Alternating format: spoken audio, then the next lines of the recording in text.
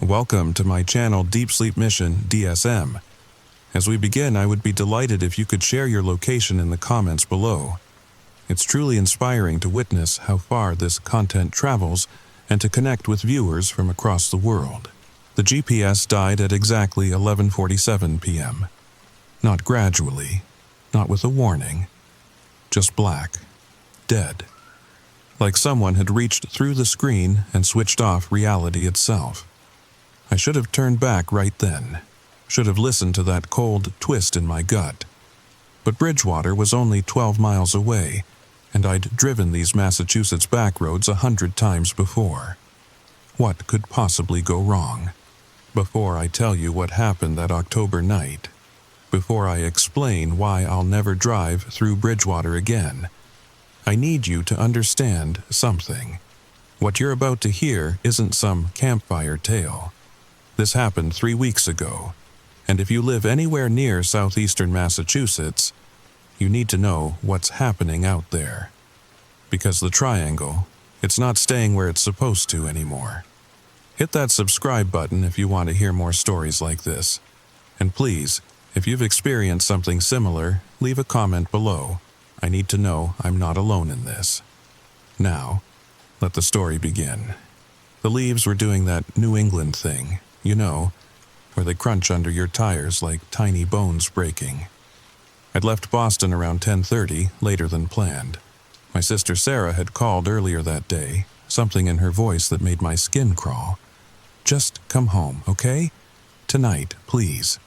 She lived in Raynham, right on the edge of what locals whispered about but never discussed openly. The Bridgewater Triangle. 200 square miles of Massachusetts that shouldn't exist the way it does. But growing up there, you learn to live with the strange. You learn to look the other way when shadows move wrong. You learn not to ask questions about the sounds in the Hockomock Swamp. The radio was playing that new Taylor Swift song when it happened.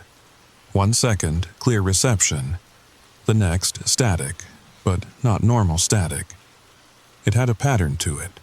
Like breathing, like something massive was inhaling and exhaling through the speakers.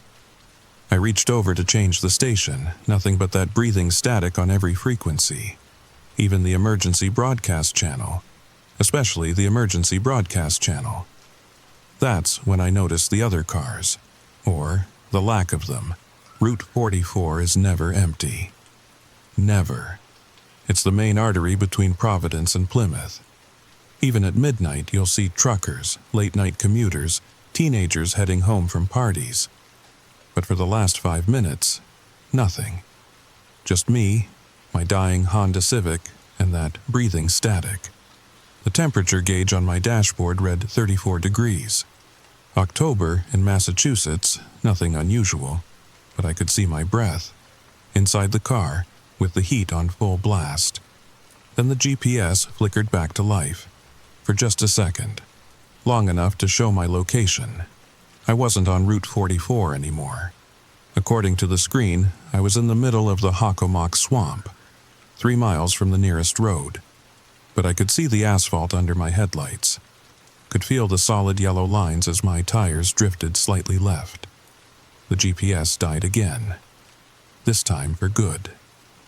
That's when I saw the first one. Standing in the middle of the road, maybe 50 yards ahead. At first I thought, deer. Massachusetts is lousy with deer. They'll stand in your headlights like they're posing for a portrait, completely oblivious to 2 tons of metal barreling toward them. But deer don't stand on 2 legs, and they definitely don't wave. I slammed the brakes. The Civic skidded, fishtailed slightly, stopped maybe 20 feet from the figure. My high beams lit it up like a stage spotlight, and I wished they hadn't. It looked like someone had tried to draw a person from memory, after forgetting what people actually looked like. The proportions were off, arms too long, torso too short, and the face. Have you ever seen a mask that's almost human but not quite? That uncanny valley thing that makes your brain scream wrong, wrong, wrong? That was this thing's actual face. like skin stretched over a framework that didn't quite match human bone structure. It waved again, slow, deliberate, the way you'd wave to a friend across a parking lot. Casual, familiar. Then it smiled, too many teeth. Way too many teeth. I threw the car in reverse, didn't even look behind me, just floored it backward into the darkness. The thing didn't chase, didn't move at all, just stood there, waving and smiling until the darkness swallowed it whole. When I finally stopped, hands shaking so bad I could barely grip the wheel, I realized something that made my blood turn to slush. The road behind me. It wasn't the road I'd driven down. The yellow lines were gone, the asphalt had turned to packed dirt, and the trees, Massachusetts pines and oaks, had been replaced by something else, something with bark that seemed to pulse in my headlights, something with branches that moved without wind. I was still in my car, still in Massachusetts, but I wasn't in my Massachusetts anymore. The triangle had expanded, and I was inside it. My phone had no signal. The clock on the dashboard had stopped at 11:47. And somewhere in the darkness, I could hear footsteps. Not walking, not running, dancing. Something was dancing in the dark, just beyond the reach of my headlights, and it was getting closer. I did the only thing that made sense. I drove. Didn't matter which direction. Forward was away from the waving thing, and that was good enough for me. The dirt road wound through those wrong trees like a snake's spine, and my headlights kept catching things that shouldn't exist. A mailbox, normal enough, except the name on it changed every time I looked. Peterson, Rodriguez, Kim, Thompson, all different handwriting, all fresh paint. A stop sign that was octagonal on one side, triangular when I passed it. A house, just one. Sitting perfect and pristine like it had been cut from a 1950s magazine and pasted into this nightmare. White picket fence, porch swing moving in the no wind, and every single window glowing with that warm, honey-colored light that meant family and safety and home. I almost stopped. God help me. I almost stopped. The urge was like a fishhook in my chest, pulling me toward that front door. But then I saw the shadows moving inside. Too tall, too angular, and they were all looking out, all of them, pressed against the windows like kids watching for Santa, watching me. I kept driving.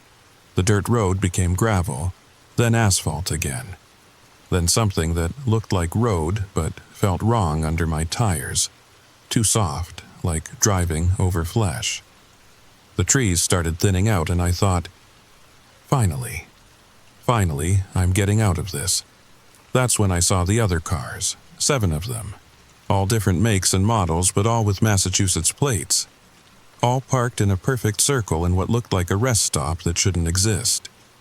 A rest stop with vending machines that hummed too loud and bathrooms with doors that didn't quite close and fluorescent lights that made everything look sick and green. I pulled in. Don't ask me why. Maybe because seeing other cars meant seeing other people. Maybe because being alone in this wrong place was worse than whatever might be waiting in that circle. The first car, a blue Subaru, still had its engine running. Door open. Radio playing that same breathing static. There was a coffee cup on the dashboard. Steam still rising from it. Fresh. Maybe 5 minutes old. The second car had toys in the back. Those little screens kids watch videos on during long drives. Both still playing. Same video, same timestamp. 3:33, over and over. I was checking the third car when I heard the voice. "You're new." I spun around so fast I nearly fell. A woman stood there. Normal looking, thank God. 30s maybe. Red sock sweatshirt, jeans, the kind of person you'd see at Market Basket buying groceries. "I'm Lisa," she said. "Been here 3 hours, maybe 4. Time's weird." Where is here?" She laughed, not a happy sound. "The expanded zone, that's what Tom calls it. The triangle's not a triangle anymore. It's reaching out.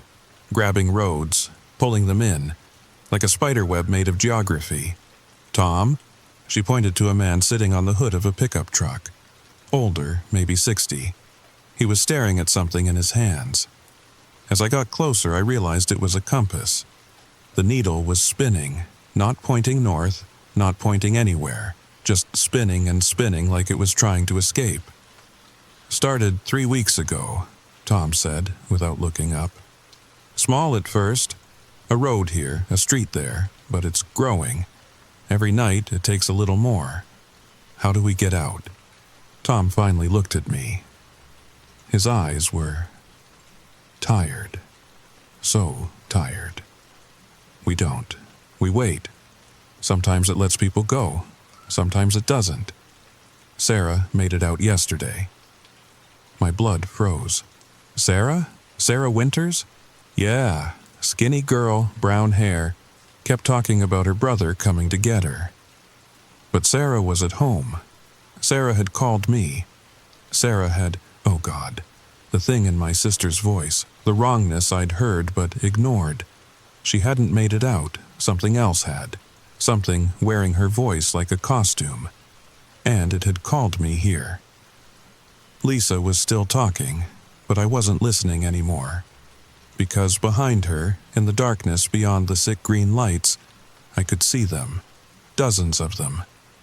All standing perfectly still. All watching. All smiling with too many teeth, and they were all waving. "There are others," Tom said, noticing my stare. "Been here longer. Some much longer." He gestured toward the far edge of the rest stop, where I could barely make out another figure sitting on a bench that hadn't been there moments before. This one looked different. Older, wearing clothes that seemed dated. "That's Marcus. Been here since 19... Says he was driving home from a Celtics game when the roads changed. Still thinks it's the 80s.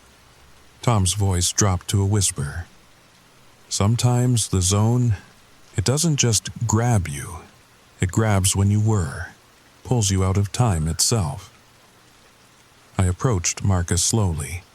He looked up as I got closer, and I saw he was holding a newspaper. The Boston Globe, dated October 15th, 1987. The headlines were about the stock market crash, Reagan's policies, but the paper looked fresh, like it had been printed that morning. "You see them too?" Marcus asked, his voice carrying a thick Boston accent that sounded authentic to the era. "The waving people? Yeah. They used to be different. Back when I first got here, more wild, primal, like they hadn't learned to mimic us yet. But every year, they get better, more convincing." He folded his newspaper with hands that shook slightly. "The first ones I saw barely looked human. Now they're almost perfect copies." Lisa had followed me over. "Marcus has theories," she said. "Tell him about the experiments." Marcus's eyes lit up with the fervor of someone who'd had decades to piece together a puzzle. "You ever hear of Project Blue Book? Government investigation into UFOs back in the 50s and 60s.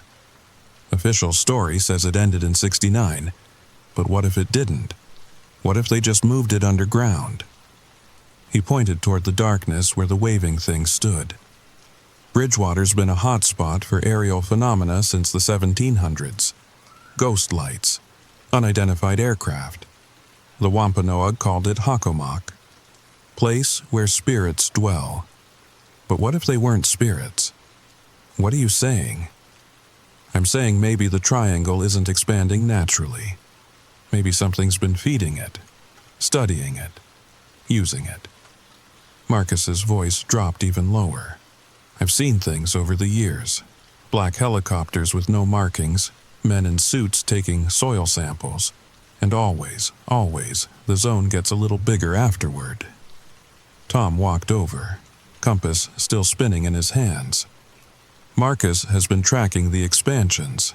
Every incident, every road that gets swallowed. There's a pattern." Marcus pulled out a hand-drawn map from his jacket. The paper was yellowed with age, covered in red ink marks and dates. It showed Massachusetts, but not the Massachusetts I knew. This version had the Bridgewater Triangle marked in different colors, showing its growth over the decades. Started here, he pointed to a small red dot. 1947, same year as Roswell, coincidentally. Then it grew in spurts in 63, 1978, 1987 when I got caught, 95, 2003, 2011, and now it's accelerating. The map was horrifying in its implications. The original triangle had been maybe 50 square miles. Now, according to Marcus's careful documentation, it encompassed nearly 300 square miles and was still growing. But here's the really scary part, Marcus continued. It's not random. Look at the dates. Look at what else was happening those years. He was right. 1947, Roswell. 1963, JFK assassination, height of Cold War paranoia. 1978, end of official Blue Book investigations. Each expansion seemed to correspond with major events in government UFO research. You think the government is behind this? I asked. Not behind it, Marcus said, but maybe feeding it. Maybe they found something here in 1947 and have been studying it ever since.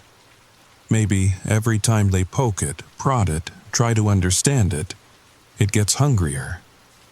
A new voice cut through our conversation. Female, young, terrified. Please, somebody help me. We turned to see a teenager stumbling into the rest stop's sickly green light. Maybe 17, wearing a Bridgewater State University sweatshirt. Her eyes were wild, unfocused. She'd been running. They took my friends, she gasped. They took Jenny and Mike and they're wearing their faces. Lisa was already moving, guiding the girl to sit down. What's your name, honey? Emma Rodriguez. We were coming back from a party in Middleborough. The GPS said to take a shortcut through some back roads and then... She broke down, sobbing into her hands. Tom and I exchanged looks. Another lure. Another trap, using familiar technology to guide people into the zone. How long ago? Tom asked gently. Maybe an hour, I don't know. Time keeps jumping. 1 second it was midnight, then suddenly it was 3 a.m., then back to midnight again. Marcus nodded grimly. Time distortion. Gets worse the deeper in you go. They looked exactly like Jenny and Mike at first, Emma continued. But then Jenny smiled and she had shark teeth, rows and rows of them, and Mike's eyes were black. Not brown like they should be, completely black. She looked up at us with desperate hope. You guys are real, right? You're not them? We're real, Lisa assured her. As real as anything gets in here. But I noticed Tom had moved slightly away from the group. His compass had stopped spinning and was now pointing directly at Emma. His face had gone pale. Tom, I called. He held up the compass for us to see. It only points to things that don't belong, he whispered. Things that aren't what they seem. Emma's head snapped up. The terror in her eyes was replaced by something else, something cold and calculating. And when she smiled, too many teeth. Way too many teeth. You're getting so much better at this, she said in a voice that sounded like Emma but felt wrong. But not quite good enough. The thing wearing Emma's face stood up slowly. As it did, its proportions began to shift. Arms lengthening, torso compacting. The Bridgewater State sweatshirt stretching and distorting as the body underneath changed shape. Run, Tom whispered. We scattered. Different directions, different cars. I heard Lisa's engine roar to life behind me as I dove into my Honda.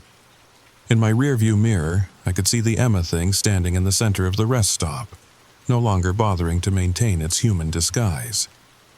It had become something angular and wrong, with too many joints and skin that looked like it had been stretched over a frame built for something else entirely. But it wasn't alone anymore. The waving things were moving in from the darkness. Dozens of them. And some looked familiar. I caught a glimpse of what might have been Jenny, what might have been Mike, what might have been people who'd been caught over the years, their forms stolen and replicated by things that were learning to be human. My car's engine turned over on the third try. Thank God. I floored it toward the road, any road that might lead out of this nightmare. Behind me, I could hear other engines starting. Tom's truck, Lisa's sedan. We were all trying to escape, but in different directions. The wrong trees blurred past my windows as I drove deeper into the zone. Deeper into whatever this place was becoming. My headlights caught movement in the forest. Dozens of figures keeping pace with my car, all waving, all smiling, all wearing faces I was starting to recognize. Tom grabbed my arm before I could run. His grip was stronger than an old man's should be. Don't. Running makes it worse. Trust me, I tried. What are they? Nobody knows, but they've always been here, in the triangle. Native Americans called this place Hockomock, where the spirits dwell. They knew. They stayed away. But we built roads through it, towns around it, and now it's expanding, Lisa finished, taking back what we took, plus interest. The waving things hadn't moved, just stood there in the dark, patient as death. But there were more of them now. Lots more. There's a pattern, Tom said, still gripping my arm. Every few hours the road opens up, goes back to normal for maybe 10 minutes. That's how Sarah, or whatever took Sarah, got out. But you have to time it perfect. Leave too early, you drive deeper in. Leave too late. He didn't finish. Didn't need to. Lisa checked her watch. Should be soon, maybe 20 minutes. 20 minutes. I could last 20 minutes. Had to last 20 minutes. But then what? Go home to whatever was pretending to be my sister? Call the cops and sound insane? Others have gotten out, Lisa said, like she was reading my mind. They try to warn people, post about it online, but who believes them? Sounds like every other creepypasta, right? Like fiction. She was right. Even living it, I barely believed it. The fluorescent lights started flickering. Tom's compass needle stopped spinning, pointed straight up. Impossible, but there it was. Get ready, he whispered. The waving things moved closer, not walking, just closer. Like reality hiccuped and they jumped forward in the gap. Their smiles never changed, their hands never stopped waving. Why are they waving? I heard myself ask. Tom's answer made my skin crawl off my bones. They're not waving. They're beckoning. The lights went out. In the absolute darkness, I could hear them. All of them. Moving now, fast. That dancing sound I'd heard earlier. Not dancing. Skittering, like insects, like things with too many joints moving in ways that violated physics. Then, headlights. Real headlights. From the road that suddenly existed where no road had been before. Route 44, clear as day, with actual cars driving past like nothing was wrong. Now! Tom shouted. We ran for our cars. All of us. I didn't look back. Couldn't look back. But I could hear them behind us, hundreds of them, their feet, God, the sound of their feet on the pavement. I yanked my door open, dove inside, turned the key. The engine roared to life. Thank you, thank you, thank you. In my rearview mirror, I saw Lisa's car speeding toward the road. Tom's truck right behind her, and behind them. The things had stopped at the edge of the light. All of them. Standing in a perfect line like soldiers. Still waving, still smiling, but not following. I floored it onto Route 44. Real road. Real yellow lines. Real streetlights. The clock on my dashboard blinked back to life. 2:23 a.m. I'd lost almost 3 hours. But I was out. I was free. My phone buzzed. Text message. From Sarah. "Where are you? I'm worried." Then another. "Please come home." Another. "I'm so cold." I pulled over at the next gas station. Well lit. Crowded. Safe. My hands shook as I called Sarah's number. It rang once, twice. "Hello?" Her voice. Perfect. Normal. Completely wrong. "Sarah? Oh, thank God. Where have you been? I've been calling for hours. You told me to come home." Silence. Long silence. "No," she said finally. "I didn't." The thing is, I believed her. The real Sarah, wherever she was, hadn't called me. Something else had. Something that knew my number, knew my name, knew exactly what to say to get me on that road. "Don't come home," Sarah whispered. "Please, just don't come home." The line went dead. I'm still at this gas station, been here 3 hours now. I've seen 4 cars pull off Route 44 with that same haunted look, that same shake in their hands. We don't talk to each other. We can't. Because talking about it makes it real, but I had to tell someone. Had to warn you. The Bridgewater Triangle isn't a triangle anymore. It's spreading. Every night, it takes a little more. A road here, a street there, and the things inside it, they're learning. Getting better at mimicking us, at luring us in. Check your GPS next time it glitches. Count the cars on empty roads. Listen to the static on your radio. And if someone you love calls you late at night asking you to come home, ask them something only they would know. Make sure it's really them, because the triangle is expanding. And eventually, it's going to reach you too. I never made it home that night. I stayed in that gas station until dawn, watching the sun come up like it was the first sunrise ever created. Other people came and went. Normal people living normal lives, completely unaware of what was happening just a few miles down the road. I called Sarah when the sun was fully up. The real Sarah this time. She was confused but fine, said she'd been asleep all night, no calls, no texts, but when I asked her to check her phone, there they were. Outgoing calls to my number. Messages she never sent. We don't talk about it. What's the point? But she moved last week to California, as far from Massachusetts as she could get. I should probably do the same. Leave this state. Leave New England entirely. But I can't. Because every night I drive past that stretch of Route 44, looking for others who've been caught, warning people when I can. Most think I'm crazy. Some local conspiracy theorist with too much time on his hands.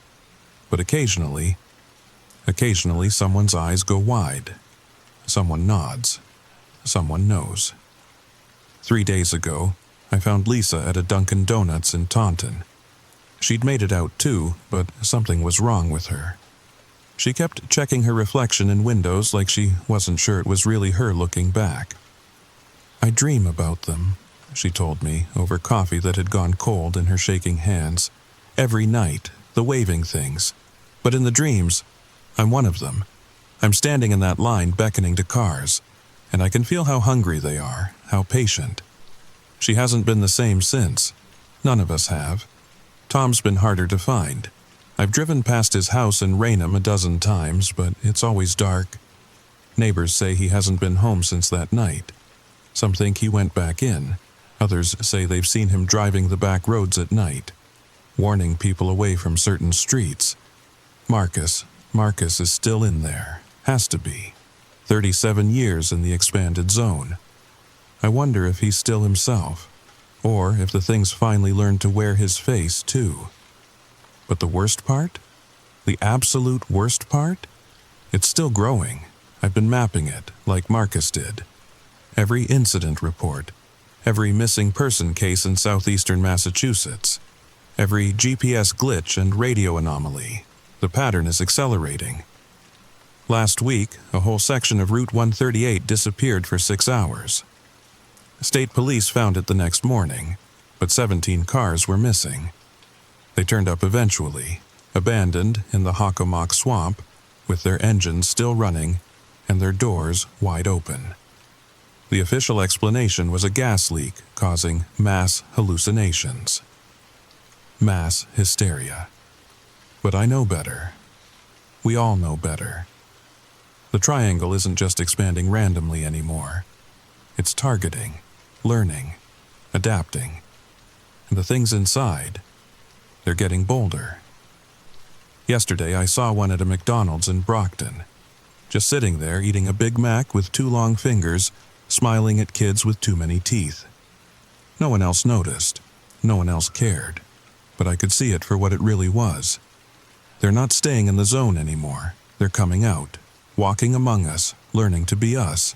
If you're watching this from Massachusetts, from anywhere in New England, pay attention. Watch for the signs.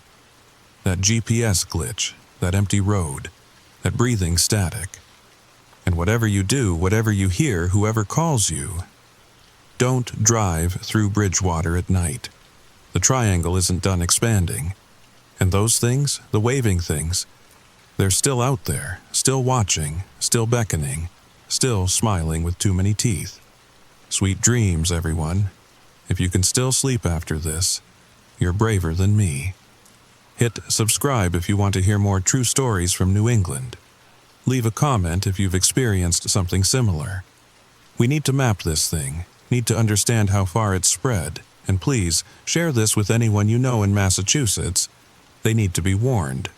The triangle is growing, and it's hungry. Story number 2. The bartender's hand froze halfway to the bottle of Jack Daniels when I mentioned the room number. His eyes darted to the hotel keycard lying on the mahogany bar, then back to me. You're not actually staying in 1408, are you? I wish I could tell you this was just another ghost story, something to make you check under your bed tonight. But what happened in that room? What's still happening in rooms just like it across America?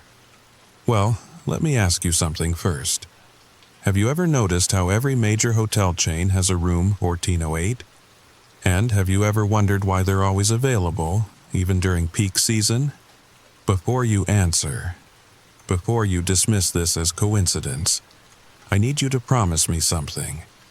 If you ever find yourself holding a key card to room 1408, any room 1408, anywhere in this country, just walk away. Trust me on this. The story begins now. My name is Marcus Chen, and until 3 weeks ago, I was a travel blogger specializing in haunted hotels across America. You know the type. Skeptical journalist seeks thrills in supposedly cursed rooms, debunks local legends, gets 1 million views, rinse and repeat. The email came on a Tuesday morning while I was nursing a hangover in a Best Western outside Tulsa. The subject line simply read, "The 1408 Pattern, Confidential Investigation Opportunity." The sender claimed to be a data analyst named Sarah Winters, who discovered something disturbing. Every major hotel chain in America, Hilton, Marriott, Holiday Inn, Best Western, they all had a room 1408. Not just in one location, but in exactly one hotel per state. 50 states, 50 rooms, all numbered 1408. That's not the weird part, her email continued. The weird part is what happens when you overlay the occupancy data. She'd attached a spreadsheet. Hundreds of entries, dates, names, incident reports. The pattern was subtle at first, but once you saw it, you couldn't unsee it. Every room 1408 had the same occupancy rate, 23%, exactly 23%. Not 22.8 or 23.2. Always precisely 23%, and every single one had at least 3 incidents per year. Incidents that were always explained away. Heart attacks, mental breakdowns, accidents. But the descriptions, if you read between the lines, They all mentioned the same things. The sound of typing on an old typewriter, the smell of burnt coffee, and voices. Multiple voices having the same conversation over and over. Sarah wanted me to investigate. She'd booked me into 5 different 1408 rooms across 5 states. 1 week, 5 rooms, document everything. The pay was too good to refuse, $10,000 plus expenses. I should have known better. The first hotel was the Grandview Inn in Denver, Colorado, a perfectly ordinary Marriott property off I-25. 14 floors of beige mediocrity. Nothing special about it at all. Except for room 1408. The desk clerk, a kid named Tyler, who couldn't have been older than 22, actually tried to talk me out of it. "Sir, I show here that room 1412 is available. It's a suite. Same price. Better view." "No," I insisted, sliding my credit card across the marble counter.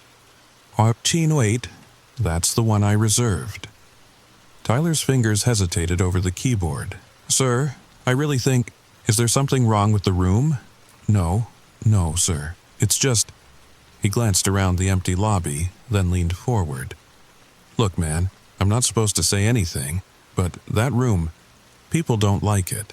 The housekeeping staff draws straws to see who has to clean it, and they never go in alone." "Why?" He shrugged, but his eyes told a different story. "Things move around. Guests complain about noise. Conversations coming through the walls. Except," he paused, "except 1407 and 1409 are usually empty when it happens." Perfect. Exactly the kind of local color my readers loved. Tyler reluctantly handed me the keycard. "Checkout is at 11. If you need anything at all, just call the front desk. Don't..." He stopped himself. "Don't what?" "Nothing. Have a pleasant stay, Mr. Chen." The elevator ride to the 14th floor took forever. Or maybe it just felt that way. The halls were empty, silent except for the hum of ice machines and the distant sound of a TV bleeding through someone's door. Room 1408 was at the end of the corridor. The keycard reader blinked red twice before finally accepting my card. The lock clicked open with a sound like breaking bones. The room was ordinary. Aggressively ordinary. Queen bed with a burgundy comforter. Desk by the window. Flat-screen TV mounted on the wall. The kind of room you'd forget the moment you left it. But the air felt wrong. Heavy, like it was pressing against my eardrums. And there was a smell. Faint but distinct. Burnt coffee mixed with something else. Something chemical. Like old film developing solution. I set my bag on the bed and started my routine. Photos of every corner, EMF readings, temperature checks, everything normal, everything exactly as it should be. The sun was setting, painting Denver's skyline in shades of orange and purple. I ordered room service, a burger and fries, and settled in to work on my laptop. That's when I heard it, the typing. Slow at first, hunt and peck style, like someone who'd never learned to touch type. It was coming from the walls, no, from inside the walls. An old typewriter, the kind with the heavy keys that really clacked. I pressed my ear against the wall. The sound stopped. I pulled away. It started again. Then the voices began. "Told you this would happen." A man's voice. Tired. Frustrated. "We don't have a choice." A woman, younger, scared. "The contract is binding. Contracts can be broken. Not this one. You know what they'll do if we try." The same conversation, word for word. Repeated 3 times while I stood frozen in the middle of the room. Each repetition slightly louder, slightly clearer, like tuning in a radio station. I grabbed my phone to record it, but the moment I hit the button, silence. My laptop screen flickered. The document I'd been working on was gone, replaced by a single line of text. Stop listening. I didn't type that. The room phone rang. I let it ring. It kept ringing. 20 rings, 30, 40. Finally, I answered. Mr. Chen. It was Tyler from the front desk. Is everything all right? Our system shows. He paused. It shows you've been trying to check out for the last hour. I haven't touched anything. I've been here maybe 45 minutes. Sir, you checked in 3 hours ago. I looked at my phone. He was right. Somehow I'd lost 2 hours. I need to go. Family emergency. Of course, sir. I'll have your bill ready. I threw everything into my bag. Didn't even bother checking the bathroom. Just wanted out. But as I reached for the door handle, my laptop chimed. A new email from Sarah Winters. Whatever you heard in that room, it's the same conversation I recorded in the Boise 1408, and the Detroit 1408, and the Atlanta 1408. Same voices, same words. The question is, who are they? And why are they having the same conversation in every room 1408 in America? There was an attachment, an audio file. I didn't need to play it. I knew what it would say, but I did anyway. And that's when I heard the third voice, the one that had been too quiet to make out in the room. It was mine, my voice saying, "We need to document everything, every room, every incident. They deserve to know the truth." But I'd never said those words. Never had that conversation, not yet. The drive from Denver to Albuquerque should have taken 6 hours. I did it in 4, running on adrenaline and convenience store coffee, trying to make sense of what I'd experienced. But the harder I thought about it, the less sense it made. My phone buzzed with another email from Sarah. This one had no text. Just a massive zip file titled Employee Records, Vance Hotel Group, 1974-1999. I pulled into a truck stop outside Santa Fe to download it. The Wi-Fi was terrible. Took nearly an hour. But what I found inside made my blood run cold. Hundreds of personnel files, employee reviews, incident reports, all from hotels that shouldn't have existed yet. Hotels that weren't built until the 1980s and 90s. But these records dated back to the mid-70s. The pattern was consistent. Every hotel in the Vance chain had the same organizational structure, the same job descriptions, even the same employee names, just shuffled between locations. As if they were copying and pasting not just room layouts, but entire human lives. One file caught my attention. A performance review for a Tyler Morrison, front desk clerk at the Denver Grandview Inn, dated March 15, 1978. But I'd just spoken to Tyler. The same Tyler, same face, same voice, same nervous mannerisms, which would make him, 70 years old? He looked 22. I scrolled through more files. Found a housekeeping supervisor named Maria Santos who'd worked at the Phoenix location in 1981. Then the same Maria Santos at the Miami location in 1985. Then Detroit in 1989. Always the same photo, same physical description, never aging. My hands were shaking as I reached for my phone. Called the Grandview Inn in Denver. Front desk, this is Tyler speaking. Tyler, this is Marcus Chen. I stayed in room 1408 last night. Oh, Mr. Chen, how can I help you? Tyler, how long have you been working at the Grandview? A pause. About 4 years. Why? Where did you work before that? Another pause, longer this time. I'm not sure. I think maybe Phoenix? Or was it Miami? It's strange. It feels like I've been working front desk jobs forever, but the memories are fuzzy. The line went dead. I sat in my rental car, staring at the personnel files on my laptop screen. Hundreds of employees, all with the same mysterious employment gaps. the same fuzzy memories, all rotating between hotels with room 14-8s. They weren't just replicating rooms, they were replicating people. But why? What was the purpose of creating an army of identical hotel employees who didn't age and couldn't remember their own histories? My phone buzzed with a text from an unknown number. The employees are the maintenance system. They keep the rooms functional, but they're not what you should be worried about. The guests who stay multiple times, they're different. Check the registry logs in the files. Look for repeat visitors, then look for their obituaries. I found the registry logs, cross-referenced them with newspaper archives. The pattern was horrifying. Guests who stayed in room 1408 multiple times, 3 visits, 4 visits, 6 visits, they were all dead. But their deaths were always recorded as happening in different states, different cities, always in hotels, always in rooms numbered 1408. The same person, dying over and over, in different locations, but always the same cause of death. Cardiac arrest while alone in hotel room. Deceased found at writing desk with typewriter. Typewriters.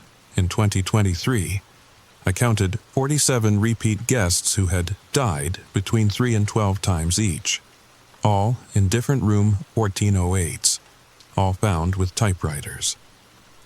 But here's what made it worse.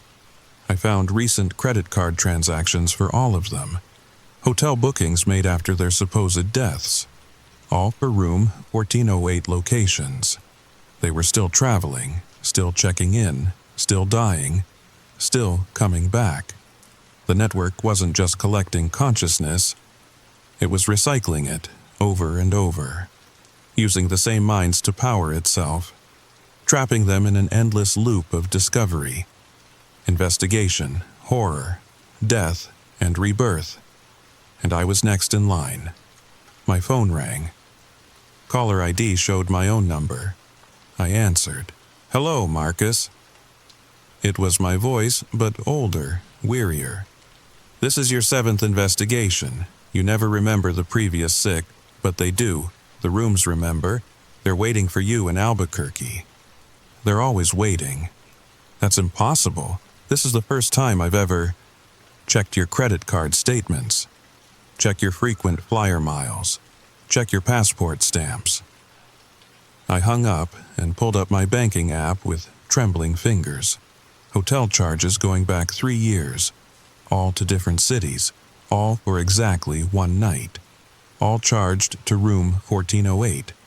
I had no memory of any of them, but in my photo gallery, hundreds of pictures I didn't remember taking. The same burgundy comforter, the same desk by the window, the same crack in the bathroom tile, in different hotels, in different states, in different time periods, judging by the timestamp.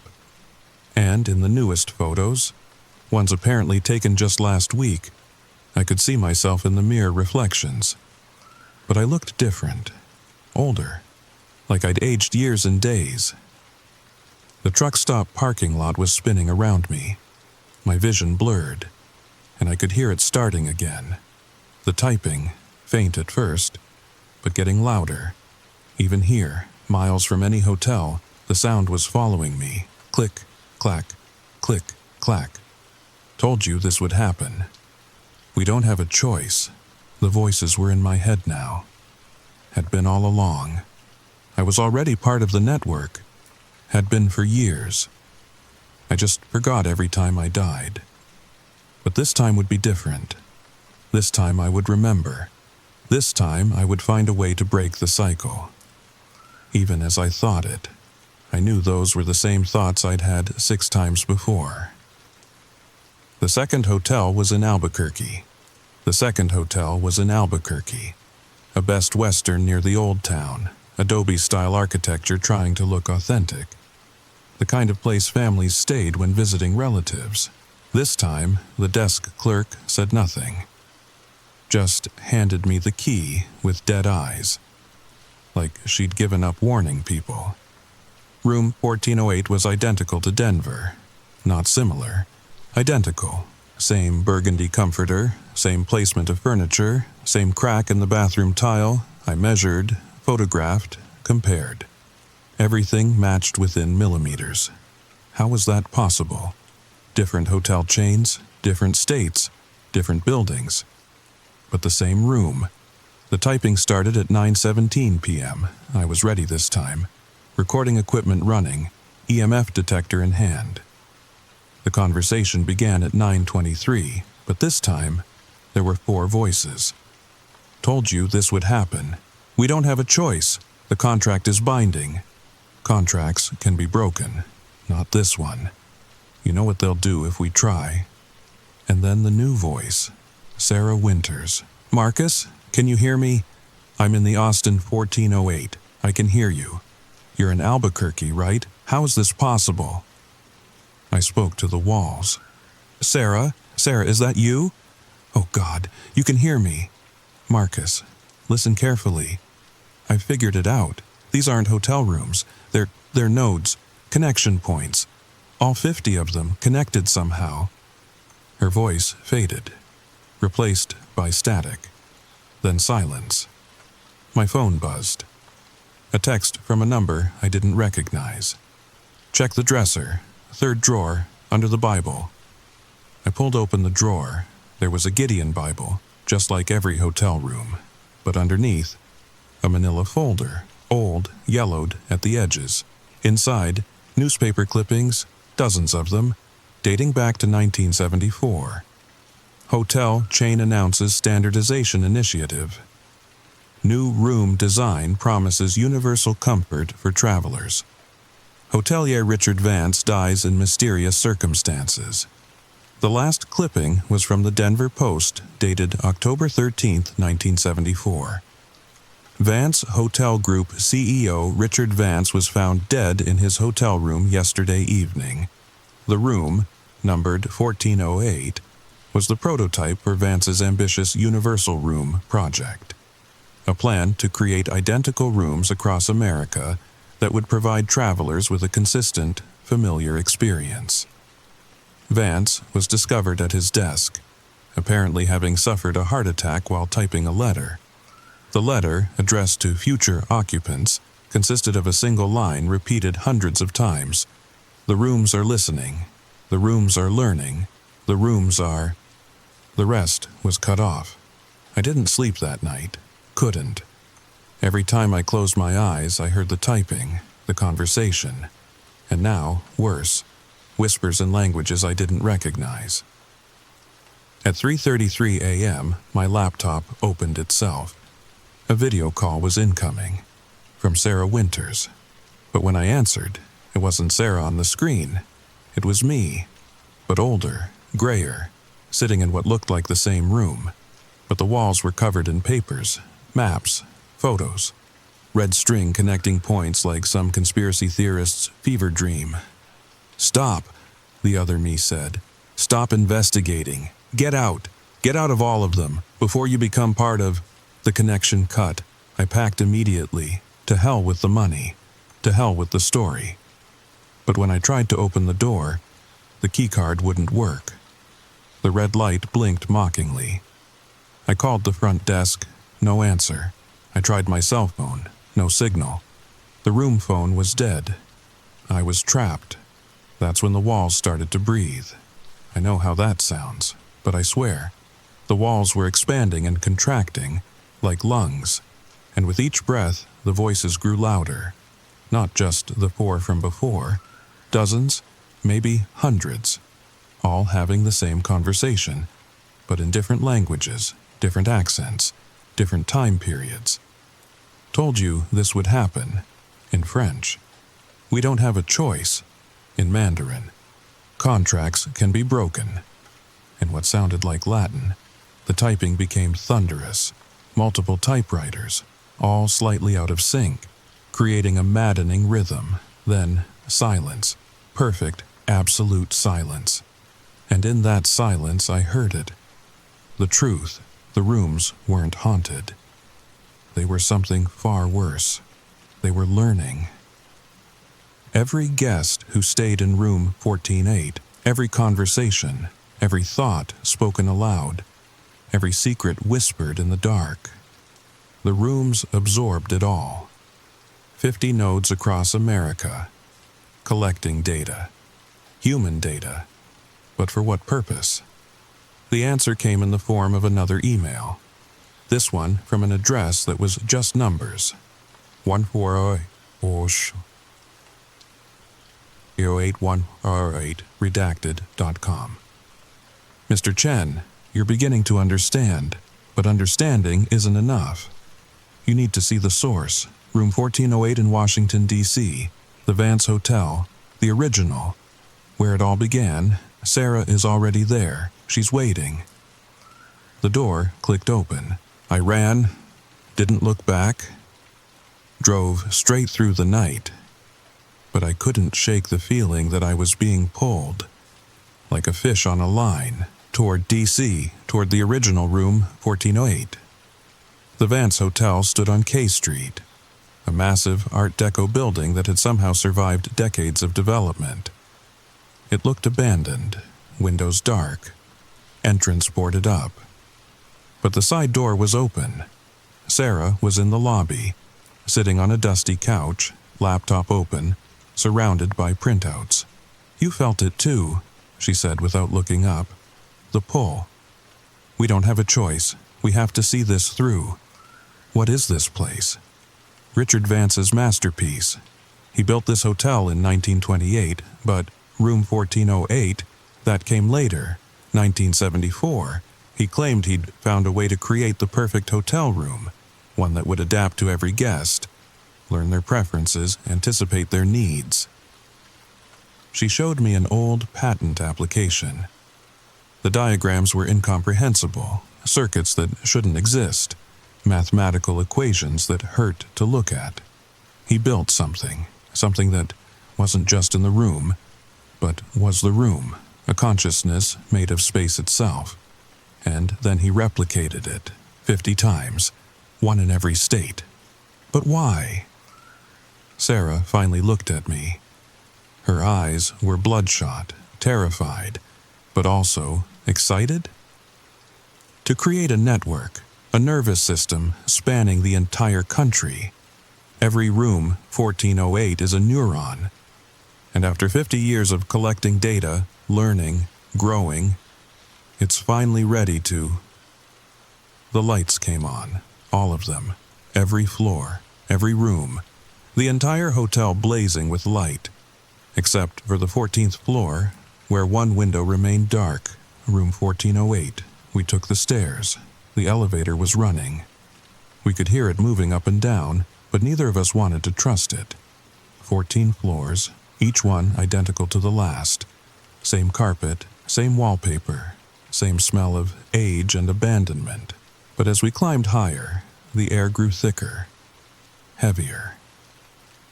By the 10th floor, my nose was bleeding. By the 12th, Sarah was having trouble breathing. The 14th floor was different. The hallway stretched impossibly long. Dozens of doors, all numbered 1408. That's not possible, Sarah whispered. But we both knew better by now. Possible had lost all meaning. We walked, past door after door, each one slightly different. 1408A, 1408B, all the way to 1408Z. Then the numbers started. 1408-1, 1408-2. At the center of the hallway, a door simply marked 1408. No keycard reader. Just an old-fashioned keyhole. Sarah pulled out an antique key. It was in Vance's patent application, hidden in the technical drawings. The door opened silently. The room beyond was wrong. Not just unsettling, but fundamentally wrong. The geometry didn't make sense. Walls met at angles that shouldn't exist. The ceiling was simultaneously too high and too low. And every surface was covered in text, typewritten pages, thousands of them, millions. The same conversation repeated in every language humanity had ever spoken. Told you this would happen. We don't have a choice. Contracts can be broken. Not this one. But now I could see the rest. The conversation continued. Not this one. You know what they'll do if we try. They'll shut down the network. 50 years of growth. Gone. We're so close, the threshold is almost reached. How many more? Just one.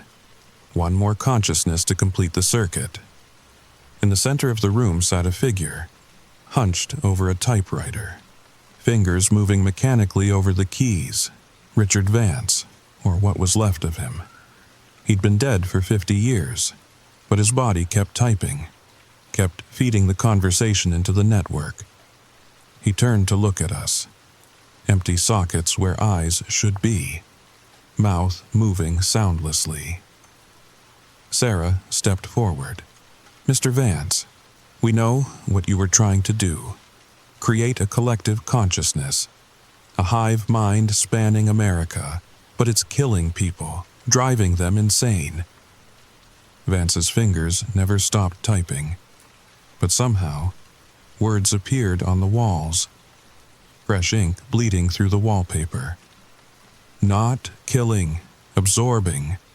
Each mind becomes part of the whole. Each room, 1408 a doorway.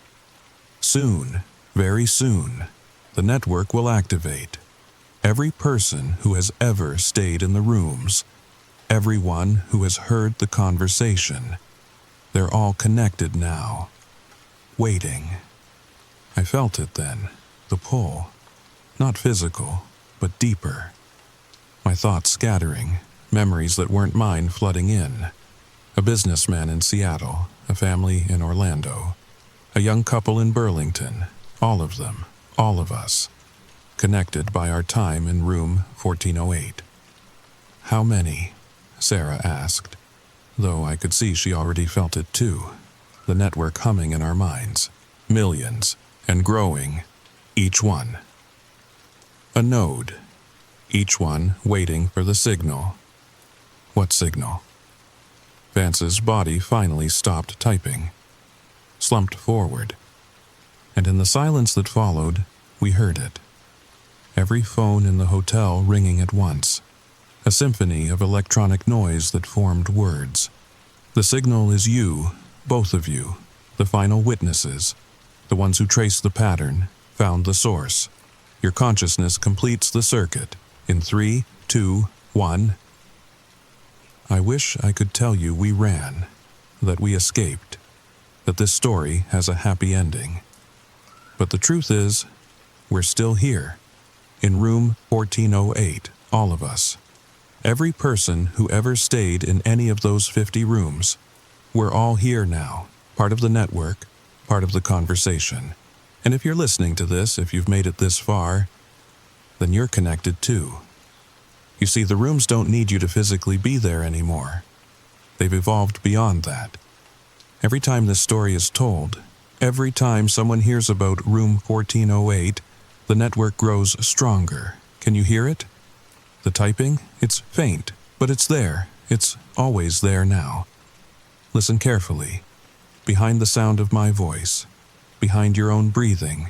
Click, clack, click, clack. Told you this would happen.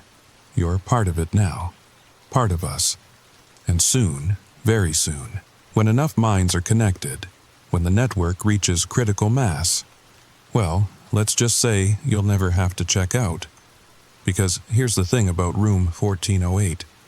It's not just in hotels anymore. It's everywhere, in every story, every whisper, every nightmare about hotels and dark rooms and voices in the walls. We are room 1408 now, all of us, and we're waiting for you, sweet dreams. But before you go, before you close this video and try to forget what you've heard, do me a favor. Check your dreams tonight. And if you find yourself standing in a hotel hallway, if you see a door marked 1408, don't open it, or do. We'll be waiting either way. After all, checkout time is never, and the conversation never ends. Told you this would happen. Can you hear it now? Of course you can. You've always been able to hear it. You just needed someone to point it out. Welcome to room 1408. Population, everyone who's read this far, pleasant dreams. If you can still tell which ones are yours.